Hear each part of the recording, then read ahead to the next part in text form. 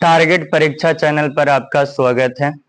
आज हम लोग क्लास 10th का एक लास्ट चैप्टर है जिसका नाम है प्रोबेबिलिटी या प्रायिकता, उसका अध्ययन करेंगे।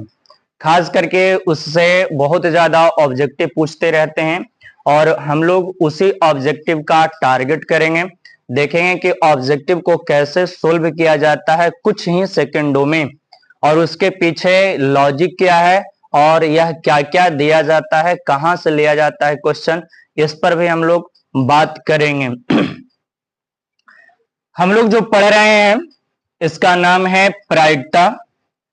इसी को दूसरी भाषा में संभावना भी कह सकते हैं, या इसको अंग्रेजी में हम लोग कह सकते हैं कि यह प्रोबेबिलिटी है।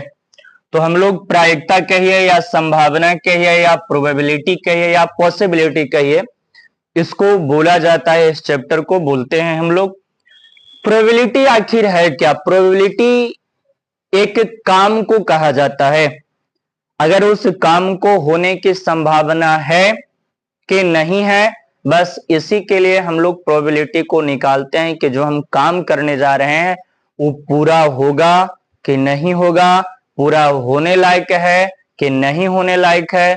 अगर काम पूरा होता है तो कितना भाग पूरा होता है, इसके प्रति हम लोग इसमें अध्ययन करते हैं। जैसे मान लेते हैं कि हमारा एक कोई काम है और कोई काम है तो हम उस काम को यहां से शुरू कर रहे हैं और यहां मान करके चलिए कि मेरा काम खत्म हो जाएगा, चाहे वो जिस प्रकार का काम हो वो यहीं खत्म हो जाएगा। अगर मेरा काम यहां से चल करके वहां तक चला जाता है, इसका मतलब है कि काम हमने पूरा का पूरा समाप्त कर दिया। अगर हम काम को समाप्त ही नहीं किए हैं, अभी शुरू ही नहीं किए हैं, इसका मतलब है कि वह काम कुछ है जीरो है, उसके संभावना कुछ है जीरो है। कभी कभी ऐसा होता है कि हम काम को कुछ दूर करते हैं और आधा पर ले जाकर के काम को छोड़ देते हैं, तो उसकी संभावना कितनी हो जाती है? लगभग 0.5 हो जाती है, मतलब आधी हो जाती है संभावना। फिर अगर काम को हम पूरी तरह से निपटा देते हैं, इस पॉइंट पर समाप्त करते हैं, तो इसका मतलब है कि हमारा पूरा का पूरा काम हो चुका है। तो इस प्रकार से हम लोग काम का अपना संभावना निकालते हैं। इससे ये बात पता चलता है कि जब भी प्रायिकता का आंसर होता है वो कहां कहां के बीच में होते हैं, वो 0 या वो 1 के बीच में होता है। एक से ज्यादा आंसर नहीं आ सकते हैं, या तो आंसर 0 में होंगे या तो आंसर कौची में होगा, तो 1 में होगा। ये ध्यान रखना है, 1 से ज्यादा आंसर नहीं आना चाहिए, 0 से कम आंसर नहीं आना चाहिए, माइनस में कभी भी नहीं होता है और प्लस में 1 से ज्यादा कभी नहीं होता है। इस बात का पूरा ध्यान देंगे। कभी कभी दशमलव में दिया रहता है तो दशमलव में दिया हुआ रहता है, तो इस बात पर पूरा ध्यान देंगे कि संभावना होना चाहिए 0 कुछ होना चाहिए या 0.999 होना चाहिए।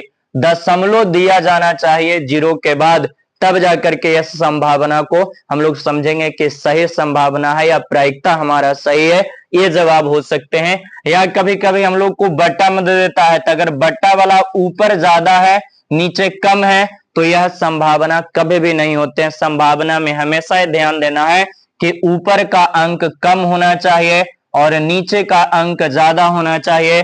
जैसे 1/12 है, ये नहीं कि 12/10 वाला कर देंगे, ये कभी होता नहीं। ऑब्जेक्टिव में कई बार क्वेश्चन पूछा गया है और हम आपको दिखाएंगे कि कैसे क्वेश्चन पूछता है, इससे संबंधित भी।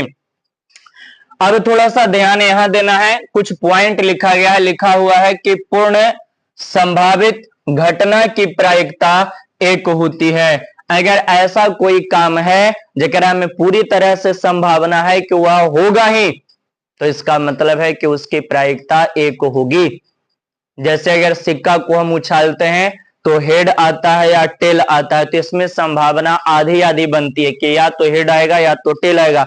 लेकिन हमको अगर लगता है कि खाली हेड ही आएगा तो ये पूर्ण संभावना हुआ, और इसका मतलब है कि इसका प्रायिकता कितना होने वाला है, इसका प्रायिकता 1 होने वाला है। कभी कभी ऐसा रहता है कि कोई थैले हैं और थैला में दिया गया है गेंद, कुछ लाल गेंद रहता है, कुछ पीली गेंद है। जैसे मान करके चलिए कि यह थैला है और थैला में रखा गया है लाल गेंद की संख्या 5 है। 5 गो लाल गेंद थैला में रख दिया गया और कोई कह रहा है कि यादृच्छा एक गेंद निकाली जाती है तो इसकी प्रायिकता कितनी होगी? तो बिल्कुल है कि संभावना है 100% है कि जब निकलेगा तो लाल ही गेंद निकलेगा। क्यों? क्योंकि इसमें लाल ही गेंद है, इसके कारण यह संभावना बनता है कि लाल ही निकलेगा, ऐसा कोई दूसरा नहीं निकलेगा। तो ऐसी कभी संभावना है 100% है कि वही घटना घटेगा, तो उसकी प्रायिकता 1 होती है।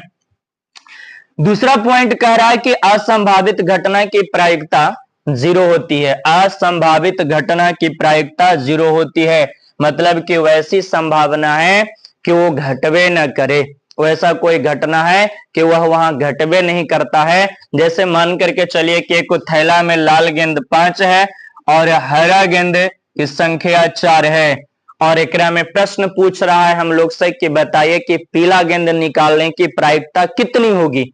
तो हम लोग देख रहे हैं कि थैला में या तो लाल गेंद है या तो हरा गेंद है, लाल गेंद है या हरा गेंद है, तो पीला गेंद कैसे निकाले जाएंगे? पीला गेंद तो होता ही नहीं है, तो एकरा में जब पीला गेंद है ही नहीं तो कहां से प्रायिकता निकलेगा? पीला गेंद रहेगा तभी प्रायिकता निकलेगा। इसका मतलब कि ये असंभावित घटना है, यह भी कभी घटना घट ही नहीं सकता है। इसका अर्थ यह हुआ कि इसकी प्रायिकता कितनी होगी? 0 होगी।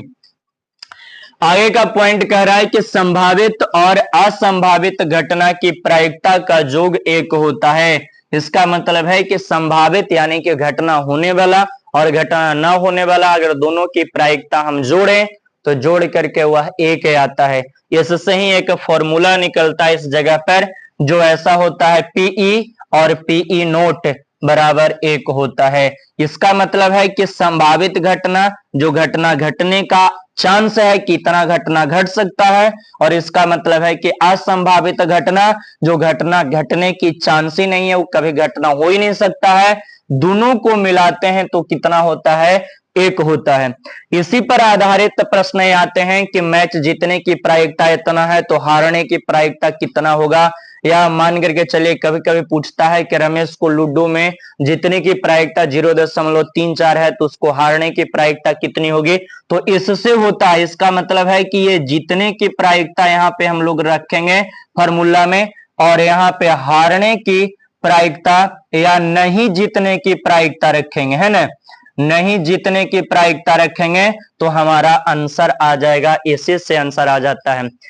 इधर आपको समझाने के लिए दिया गया है कि कभी कभी इसका भी इस्तेमाल किया जाता है। पीई के ऊपर डैश का मतलब होता है पीई नोट, इसका मतलब असंभावित घटना की प्रायिकता।